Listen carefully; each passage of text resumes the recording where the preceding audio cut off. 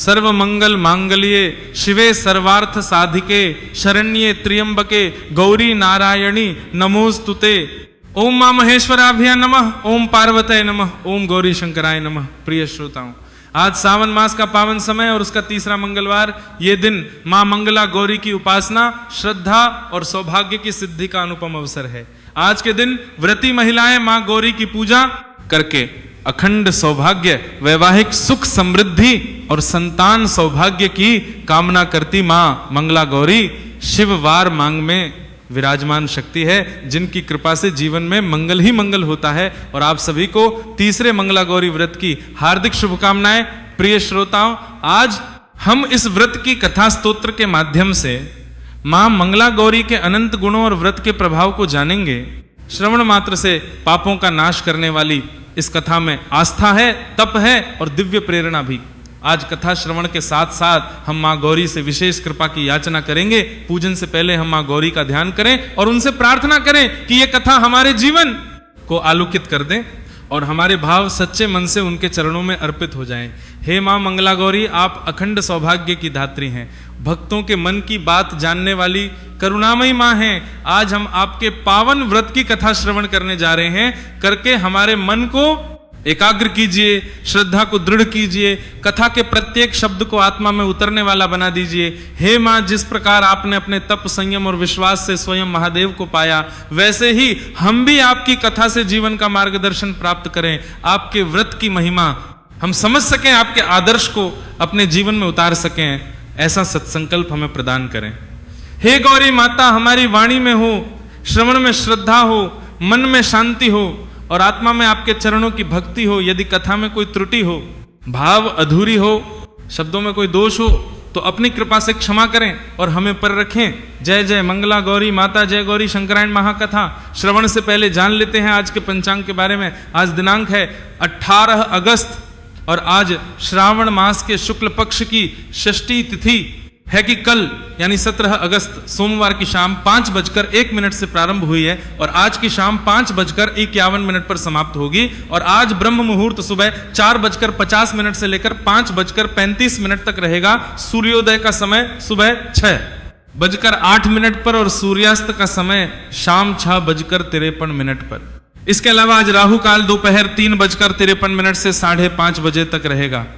और मंगला गौरी व्रत की पूजा के लिए प्रातःकाल मुहूर्त सुबह 5:52 से लेकर 9:08 तक रहेगा। इसके अलावा शाम की पूजा का मुहूर्त रहेगा शाम 6:45 से लेकर 8:12 तक। और इस बीच में भी गोधूली मुहूर्त, जो कि सबसे शुभ मुहूर्त माना जाता है, जब आप शाम की पूजा करके दीप दान कर सकते हैं, तो गोधूली मुहूर्त शाम 7:04 से 7:27 तक। और प्रदोष काल का समय शाम 6:45 से 8:12 तक रहेगा। तो ये तो थी मुहूर्त की जानकारी। अब सुनिए कथा। मंगला गौरी व्रत की पौराणिक कथा के अनुसार एक बार की बात है, एक छोटे से गांव में एक साहूकार अपनी पत्नी के साथ रहा करता था। साहूकार धनवान था, उसके घर में धन या सुख समृद्धि की कोई कमी नहीं थी, लेकिन फिर भी वो और उसकी पत्नी संतान ना होने के कारण बहुत दुखी रहा करते थे। संतान की कमी उन्हें हमेशा कचोटती रहती थी। एक दिन की बात है, उस साहूकार के घर में एक साधु महात्मा आए। साहूकार ने उनका खूब आदर सत्कार किया और उन्हें अपनी समस्या, अपने दुहक के बारे में बताया। साधु महात्मा ने साहूकार की पत्नी को सावन महीने में मंगलवार को किए जाने वाले मंगला गौरी व्रत करने की सलाह दी। साथ में पूजा विधि के बारे में भी संपूर्ण जानकारी दी। इसके बाद साहूकार की पत्नी ने सावन महीने के पहले मंगलवार से ही मंगला गौरी का व्रत और पूजन करना शुरू कर दिया। अब वो मंगलवार को विधि पूर्वक व्रत और पूजा पाठ करने लगी। इस प्रकार कई महीनों तक उसने ये व्रत किया। एक दिन उसकी भक्ति से प्रसन्न होकर माता पार्वती ने भगवान शिव से साहूकार और उसकी पत्नी को संतान प्राप्ति का वरदान देने के लिए कहा। साहूकार को उसी रात स्वप्न में एक दिव्य शक्ति ने दर्शन देकर कहा, हे साहूकार, एक आम के पेड़ के नीचे भगवान गणेश की मूर्ति विराजमान है। तुम उस पेड़ से आम तोड़कर अपनी पत्नी को खिला, इससे तुम्हें संतान की प्राप्ति का सुख अवश्य मिलेगा। साहूकार ने अगले दिन सुबह उठकर अपनी पत्नी को इस सपने के बारे में बताया और वह उस आम के पेड़ को ढूंढने निकल पड़ा। बहुत देर तक ढूंढने के बाद आखिरकार साहूकार को वो आम का पेड़ मिला जहां भगवान गणेश की मूर्ति विराजमान थी। उसने आम तोड़ने के लिए उस पेड़ पर पत्थर मारना शुरू कर दिया। पत्थर फेंकने से एक आम तो टूटकर नीचे गिर गया, लेकिन गलती से पत्थर जाकर गणेश की प्रतिमा को लग गया। इससे भगवान गणेश क्रोधित हो गए और उन्होंने प्रकट होकर उस साहूकार को श्राप देते हुए कहा कि हे स्वार्थी मनुष्य, तूने अपने स्वार्थ के कारण मुझे चोट पहुंचाई है, तुझे मां पार्वती की कृपा से संतान की प्राप्ति तो होगी, लेकिन उसकी मृत्यु 21 वर्ष की आयु में ही हो जाएगी।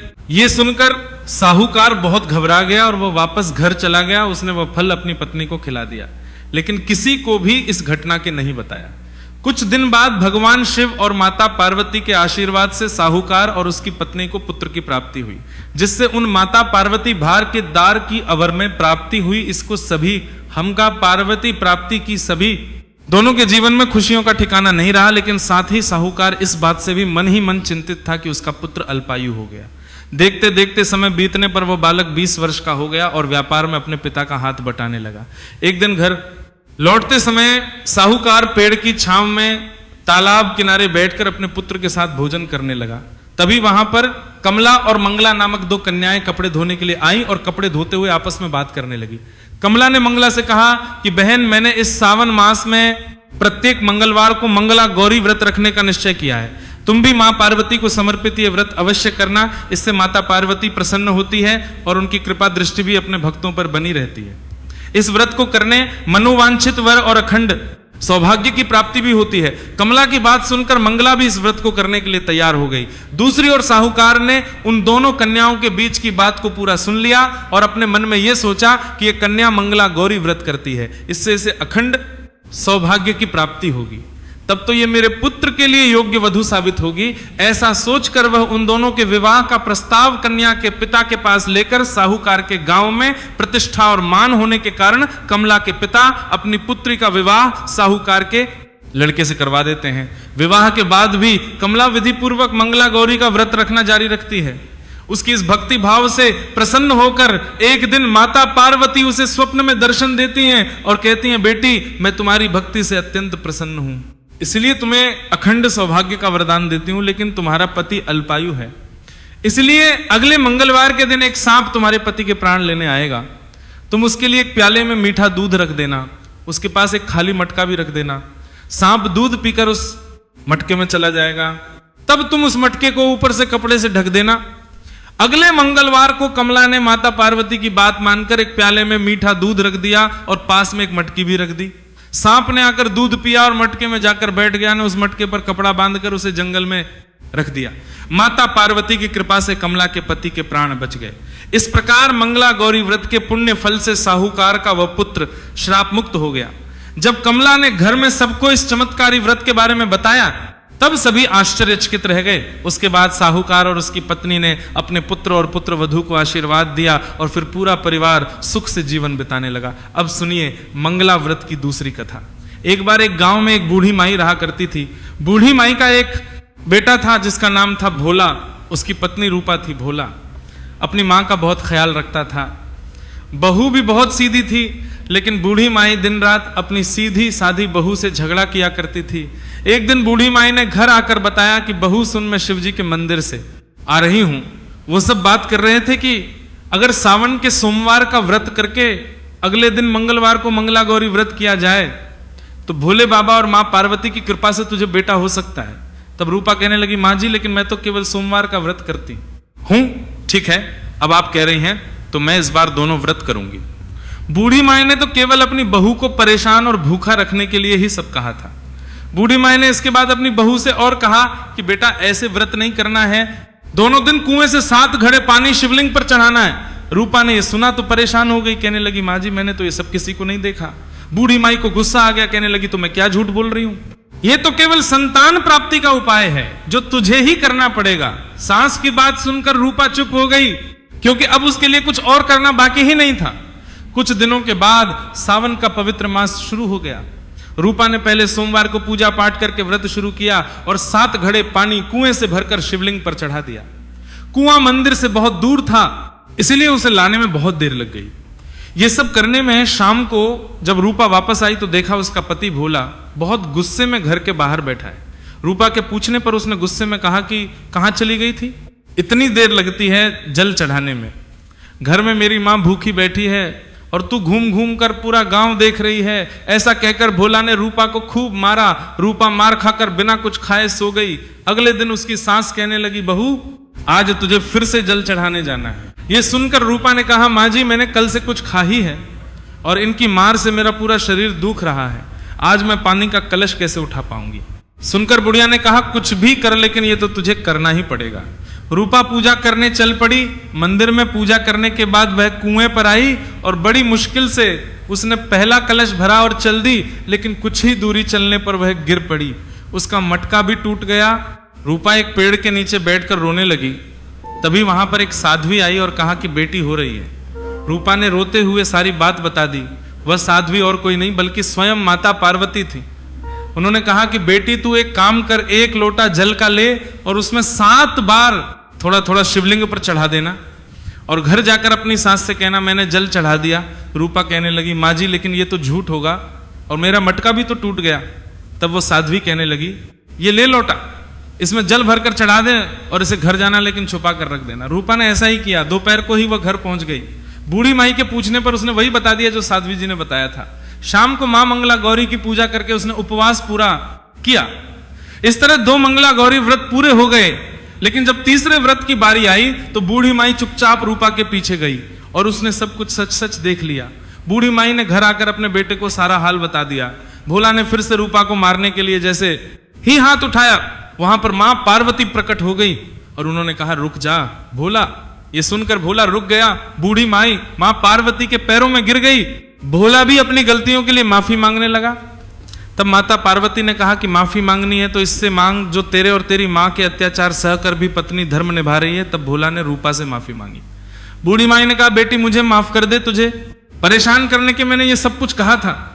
रूपा माता पार्वती से कहने लगी, मां इस संसार से मेरा मन भर गया है, आप मुझे भी अपने साथ ले चलिए। देवी पार्वती ने कहा, ठीक है, आज से तो मेरी कृपा से जंगल में एक आश्रम बनाकर भक्ति करेगी, लेकिन इन दोनों को इनकी करने की सजा जरूर मिलेगी।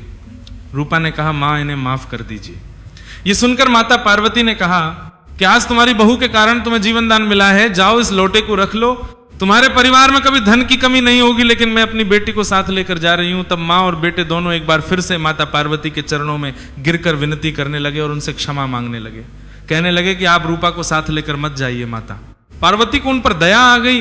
उन्होंने उन दोनों मां बेटे को सद्बुद्धि दी और उसके बाद रूपा भी अपने परिवार के साथ हंसी खुशी रहने लगी। माता पार्वती की कृपा से कुछ ही महीने बाद उनके घर में एक पुत्र ने लिया। इस प्रकार जो भी भक्त सच्चे मन से जैसी भी कामना मन में रखकर मंगला गौरी व्रत रखते हैं या व्रत की कथा का श्रवण करते हैं, उनकी हर मनोकामना माता पार्वती की कृपा से पूर्ण होती है। अब सुनिए मंगला गौरी स्तोत्र का पाठ। श्री मंगला गौरी स्तोत्र पाठ संस्कृत और हिंदी में ओम रक्ष रक्ष जगन्माते देवी मदल चंडिके हारिके विपदार राशे हर्ष मंगल कारिके हर्ष मंगल दक्षे च हर्ष मंगल दायिके शुभे मंगल दक्ष च शुभे मंगल चंडिके मंगले मंगलार्हे च सर्व मंगल मंगले सतः मंगल दे देवे सर्वेशा मंगलालये पूज्य मंगलवारे च मंगलाभिष्ट देवते पूज्य मंगल भूपस्य मनुवंशस्य संततम दिव्याश मंगलं स्तोत्रम यह शृणोति समाहितः प्रतिमंगलवारे च पूज्य मंगल सुख प्रदे तन्मंगलम भवे तस्य न भवेन तद् मंगलम वर्धते पुत्र पौत्रश्च मंगले च दिने दिने माम रक्ष रक्ष रक्ष मंगल मंगले इति श्री मंगला गौरी स्तोत्रम संपूर्णम। अब सुनिए श्री मंगला गौरी स्तोत्र हिंदी में मैं ओम का उच्चारण करते हुए देवी गौरी से प्रार्थना करता हूं कि वे मेरी रक्षा करें। वे इस जगत की माता हैं और हम सभी का मंगल करती हैं। वे ही मां चंडी हैं। वे हमारे हर संकट को दूर कर देती हैं और हमारा मंगल करती हैं। महागौरी अपने भक्तों का मंगल करती हैं, उन्हें मंगल प्रदान करती हैं और हमारे सभी काम बना देती हैं और चंडी रूप में भी सभी का मंगल करती हैं। माता गौरी हमारा मंगल करती हैं। वे सभी का ही मंगल करती हैं। वे सभी देवताओं का मंगल करती हैं और हमें हर्ष प्रदान करती हैं। जो भी महागौरी की मंगलवार के दिन पूजा करता है उसका सब मंगल ही मंगल होता है। जो भी इस भूलोक में माता गौरी की पूजा करता है उसके घर में माता रानी की कृपा से संतान प्राप्ति होती है, जिसको परी और उसका वंश आगे बढ़ता है। मां का रूप ही मंगल रूप है और वे देवी रूप में हम सभी का मंगल करती है।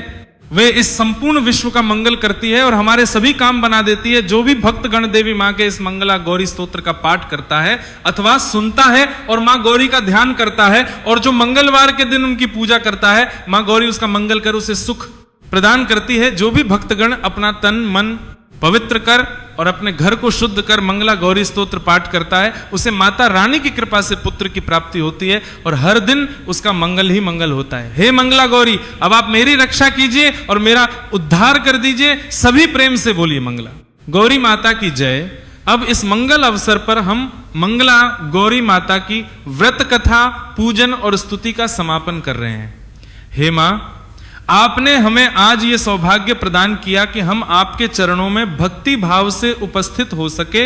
हे मंगला गौरी माता, अगर हमारे द्वारा उच्चारण में कोई त्रुटि हुई हो, अगर विधि विधान में कोई भूल हो गई हो, यदि मन चंचल रहा हो, ध्यान एकाग्र ना हो पाया हो, तो हाथ जोड़कर आपसे प्रार्थना है, हे मां हमें क्षमा करें। हे शिव वामंग वासनी देवी, जैसे आपने हिमवान की पुत्री होकर पार्वती रूप में कठिन तप कर शिव जी को पाया, वैसे ही हमें भी संयम, श्रद्धा और सौभाग्य का आशीर्वाद दें।